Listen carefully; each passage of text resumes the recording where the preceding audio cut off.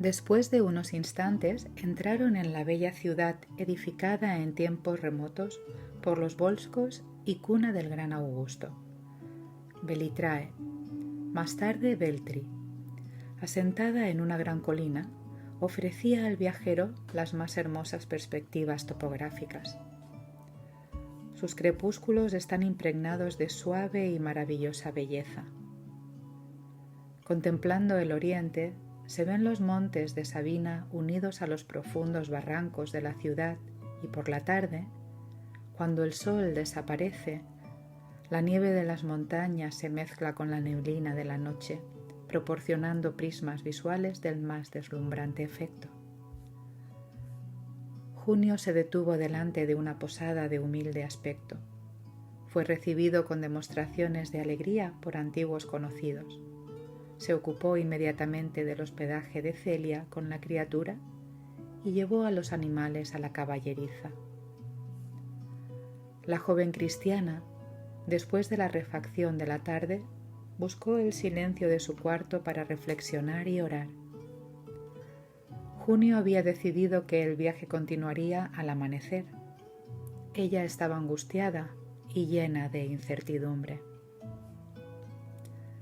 El hijo de sus benefactores no parecía dotado de los elevados sentimientos paternos. Su mirada huraña parecía la ponzoña de un oficio. Sus gestos eran atrevidos, sus ideas ajenas a las nociones del deber y de la responsabilidad.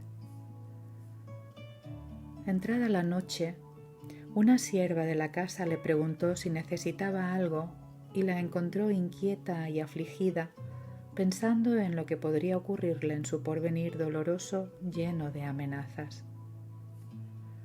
Después de amargas reflexiones, inspirada por sus amigos invisibles, decidió marcharse de la posada en las primeras horas de la madrugada para huir de cualquier perversidad del enemigo de su paz interior. Así, antes del alba se alejó con recelo de la desconocida casona. Con el pequeñito contra su pecho, sentía el corazón que le latía aceleradamente. Jamás había enfrentado situaciones tan difíciles, pero confiaba en que Jesús la socorrería con los recursos necesarios. Dejó Velletri a su izquierda y tomó valientemente por un largo camino abrazando al pequeñito y a su bolsa de objetos pobres. Caminó hasta que amaneció por completo y se encontró en la antigua villa de Cora, famosa por su templo de Castor y Pólux. Allí una mujer de pueblo la acogió por unos momentos y le dio nuevas provisiones, considerando su penosa caminata con una criatura en brazos.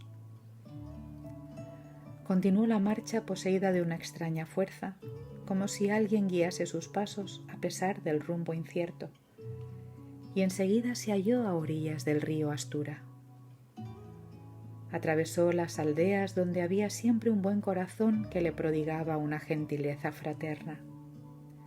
Antes del mediodía, se encontró con humildes carreteros contratados por los ricos señores de la región para trabajos de transporte, y uno de ellos, de aspecto patriarcal, le ofreció un lugar a su lado, mitigando de ese modo su dolor de pies. Al poco tiempo, así instalada en un vehículo bastante ligero para la época, la joven cristiana divisaba a su frente las famosas lagunas pontinas, vasto terreno llano hacia donde convergían las pesadas masas de agua de algunos ríos. Celia atravesaba numerosos grupos de casas, aldeas nacientes o antiguas ciudades en ruinas, deteniendo sus ojos tristes con más insistencia en las humildes construcciones de Forapio, Forum Api, donde la tradición cristiana de Roma aseguraba que se había efectuado el encuentro de Pablo de Tarso con sus hermanos de la ciudad de César. Siempre sumida en sus meditaciones, la viajera se halló en Axur, más tarde Terracina, de donde salió por la escarpada cuesta de la montaña, pasando por las ruinas bien conservadas de castillos antiguos de los más remotos dominadores. Desde la cúspide, sus ojos abrazaron toda la región de las famosas lagunas, así como la vasta extensión del mar Tirreno. Ahí, sin embargo, sintió su corazón helado y dolorido. Era desde ese camino hostil y montañoso que el anciano benefactor, el cochero amigo, debía retomar según las órdenes recibidas. Atardecía. El viejo trabajador de la gleba se despidió de la compañera con los ojos húmedos.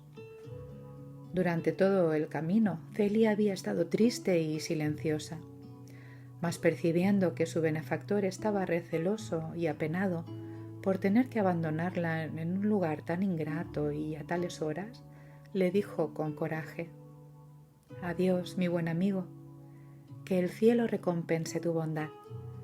Su generoso ofrecimiento me evitó el gran cansancio del camino. «¿Va a Fondi?», preguntó el bueno del anciano con cariñoso interés. «No necesito llegar hasta allá», respondió la joven con valentía inaudita. «La propiedad de mis parientes está mucho más próxima». «En buena hora», replicó él, más conforme. «Temía que tuviese que caminar todavía mucho, pues estas regiones están infestadas por fieras y bandidos». «Quede tranquilo», dijo Celia, ocultando su propia angustia. «Estos caminos no me son desconocidos. Además, estoy segura de que el cielo me protegerá amparando a mi hijito». El generoso carretero, al escuchar la invocación al cielo, se mostró respetuoso por su simplicidad de alma devota a Dios, y después de extender su diestra a la joven desconocida, se preparó para descender la montaña a donde fuera tan solo para satisfacer el pedido de su graciosa pasajera, y bajó por las mismas sendas escarpadas con el fin de cumplir en Anxur con el encargo que hasta allí lo había llevado. Celia lo vio desaparecer por las empinadas curvas y acompañó al vehículo con una mirada triste y ansiosa. Deseaba también retroceder, mas un terror inmenso a los hombres implacables que no sabrían respetar su castidad la impulsó a buscar lo desconocido entre las espesas sombras de las flores de lacio. Con el pensamiento en oración caminó casi mecánicamente, observando angustiada que se avecinaban las sombras del crepúsculo. La senda corría por un estrecho valle. De un lado se veía el océano y del otro las cadenas de montañas. Los últimos rayos del sol doraban la cúpula inmensa cuando sus ojos divisaron hacia la izquierda una gruta providencial formada por los elementos de la naturaleza. Era una construcción tan imponente que bastó un examen más cuidadoso para que recordara las lecciones del abuelo en otros tiempos, e identificó el lugar por sus reminiscencias de los estudios con su abuelito. Aquella gruta era el famoso lugar donde Sejano había salvado la vida de Tiberio, cuando el antiguo emperador, aún príncipe, se dirigía con algunos amigos hacia las ciudades de Campania. Se sintió rodeada por la claridad mortecina de la tarde y se dirigió hacia el interior, donde una cavidad natural parecía apropiada para descansar una noche. Le agradeció a Jesús el haber encontrado un refugio como ese. Arregló las ropas pobres que traía para acomodar al pequeñito. Recogió enseguida grandes brazadas de musgo salvaje que caían de los árboles añosos y forró el lecho de piedra con el mayor cariño. Cuando procuraba tapar el paso hacia la cavidad en que reposaría con piedras y ramas verdes, ante la posibilidad de la aparición de algún animal bravío, fue que llegó hasta sus oídos un tropel de caballos trotando aceleradamente por el camino. Tomando al pequeñito en sus brazos, corrió hacia la entrada deseosa de comunicarse con alguien, para alejar de su espíritu la triste impresión de soledad, esperanzada en que la providencia divina, por intermedio de un corazón bondadoso, le evitase la amargura de esa noche que se prefiguraba angustiosa y dolorida. ¿Sería un carro o serían caballeros generosos que le extenderían manos fraternas? También podrían ser ladrones a caballo, perdidos en la floresta en busca de aventuras.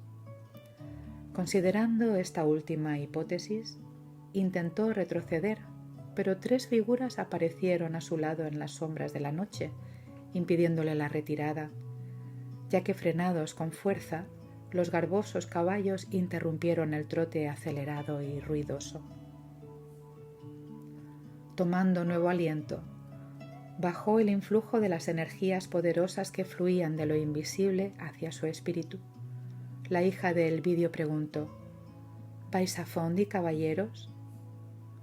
Al escuchar su voz, alguien que parecía el jefe de los otros 2 exclamó con voz aterrada: «Urbano, Lucrecio, enciendan las antorchas». Celia reconoció esa voz en la noche con terrible espanto.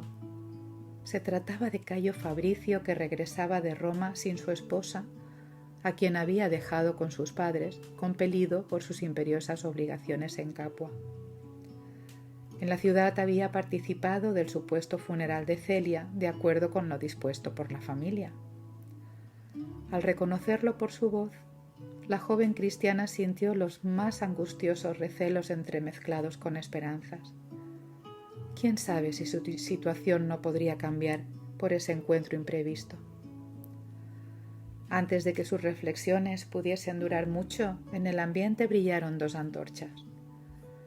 El esposo de Elvidia la contempló aterrado. La visión de Celia, sola y abandonada, teniendo en brazos a una criatura que él suponía su hijo, conmovió su corazón. Sin embargo, comprendiendo la gravedad de los acontecimientos de Roma, conforme a las dolorosas informaciones que recibiera de su suegro, trató de disimular su emoción, imprimiendo en su rostro la más fría indiferencia. «Cayo», imploró la joven con una intraducible inflexión de voz, mientras la luz bañaba su semblante abatido. «¿Me conocéis?», preguntó el orgulloso patricio. «¿Por ventura no me conoces tú? ¿Quién sois? ¿Será preciso abrirte los ojos?» «No os reconozco». «¿Estaré acaso con la fisonomía transformada hasta tal punto? ¿No te acuerdas de la hermana de tu mujer?», preguntó suplicante. «Mi esposa», dijo el viajero, mientras los 2 siervos la contemplaban extremadamente sorprendidos. «Tenía solamente una hermana que murió hace 18 días. Evidentemente estáis equivocada, ya que justamente ahora vengo de Roma, donde asistí a su funeral». Estas palabras fueron pronunciadas con una frialdad indefinible. La hija de Elvidio Lucio fijó en él sus ojos nublados por las lágrimas y el semblante transfigurado por una infinita amargura. Comprendió que era inútil abrigar ninguna esperanza de volver al seno de su familia. Para cualquier efecto, estaba muerta y para siempre. Le pareció despertar más intensamente a su dolorida realidad, mas sintiendo que alguien amparaba su espíritu en tan angustioso trance, exclamó: «Comprendo». El esposo de Elvidia, aparentando la máxima indiferencia para no traicionar sus sentimientos ante los 2 siervos, replicó: «Señora, si os valéis de este expediente para obtener dinero preciso para vuestras necesidades, ya os lo doy de buen grado». Pero cuando el orgulloso romano revolvía en su bolsa para cumplir con este designio, ella le respondió con nobleza y dignidad: «Cayo, sigue en paz tu camino, guarda tu dinero, pues una bendición de Jesús vale más que 1.000.000 de sestercios».